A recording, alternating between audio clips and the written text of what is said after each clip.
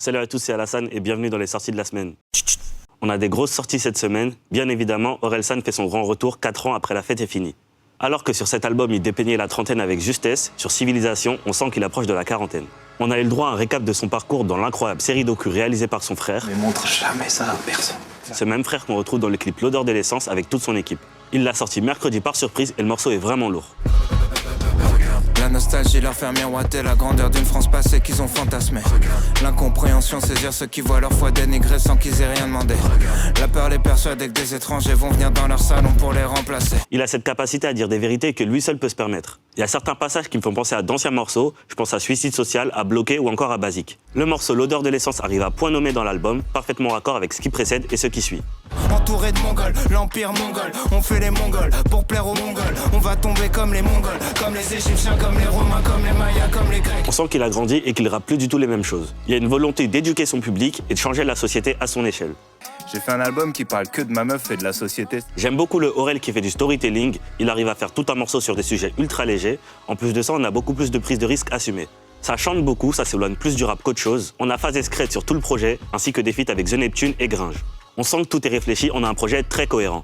Les prods sont très bonnes et variées, et les morceaux que j'ai préférés sont Casseur Flotteur Infinity, Baise le monde et Manifeste. J'ai découvert les dettes, la peur de la boîte aux lettres. Elle me dit que sa vie n'était déjà pas parfaite, mais qu'en plus maintenant elle doit s'inquiéter pour la retraite. Et c'est pour ça qu'on est là, qu'on manifeste contre les fils de pute de l'État. Guy Besbar, ça fait maintenant 2 ans qu'il a entamé sa remontada, et il nous dévoile enfin aujourd'hui son premier album, Coco Jojo. On a vraiment un condensé de tout l'univers qu'il s'est créé depuis un moment, avec ses gimmicks, son attitude et son lexique. Ça bouge pas, je me lève tôt, je me couche tard, je vais au bon chat. Et je m'en bats les couilles, moi. Ça commence ici, ça va commencer ici, ça va jusqu'à là-bas. Alors que le temps est gris ici, il vient de nous illuminer avec sa bonne humeur constante. J'aime beaucoup la manière dont il occupe l'espace sur les prods avec ses ambiances. J'avais peur que l'album tourne en rond et au final, c'est pas réellement le cas. On a même des prises de risques sur Ticket Gagnant, Full Black ou encore Shooter. Pas mal de featuring, dont un où il rend hommage à son arrondissement. Hamza est présent 2 fois si on compte le morceau bonus et on retrouve aussi ZKR, Taiki et Mayo. J'aurais bien aimé qu'il se diversifie au niveau des thèmes qu'il aborde, mais pour un premier projet, c'est pas dérangeant. 20 titres en tout, c'est assez long, pas trop de cohérence entre tous les morceaux, mais ça s'écoute assez bien. Un seul regret, ne pas retrouver le morceau Cardio qu'il avait fait sur son Planet Rap avec Rapi Sati et Gazo. Les morceaux que j'ai préférés sont Fendi Love, Ça va commencer ici et Prada. Blue Magic Corp que je représente. My neck voit les choses comme moi, tous les plans nous tentent.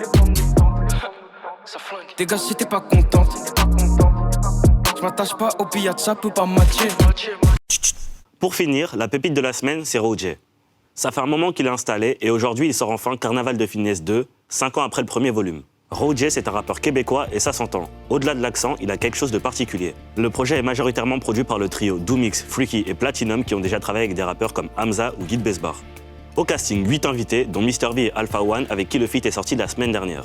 Ce que j'aime bien avec lui, c'est que tu sais jamais comment il va aborder la prod. Les flows sont variés et en plus tous les feats sont cohérents avec son univers. C'est principalement de l'ego trip et les morceaux que j'ai préférés sont l'intro, Cryptocurrency, Exercice de finesse. Vite avec le stress puis t'es saisi de savoir. Jeune patron, depuis tout jeune rêve de goyardine.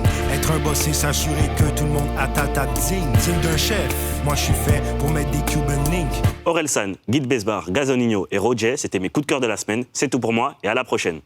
Tout le monde s'excite parce que tout le monde s'excite. Que des opinions tranchées, rien n'est jamais précis. Plus le temps de réfléchir, tyrannie des chiffres. Gamin de 12 ans dont les médias citent les tricks. L'intelligence fait moins vendre que la polémique. Battle Royale, c'est chacun pour sa petite équipe. Connard facho, connasse hystérique.